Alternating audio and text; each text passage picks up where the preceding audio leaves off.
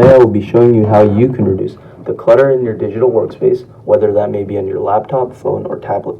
To start off, let's go to your email. Whether you are a student or teacher, ridding your email of unnecessary junk you accumulate over time to clear up your digital workspace. The first thing I recommend is unsubscribing to almost all of your useless commercial subscriptions. These are the same emails that you may oftentimes click and remove into the trash as soon as you receive them. Next, on a different note, try to only select the most significant apps on your home screen dock. What I mean by this is to only keep apps that can be used in a productive manner.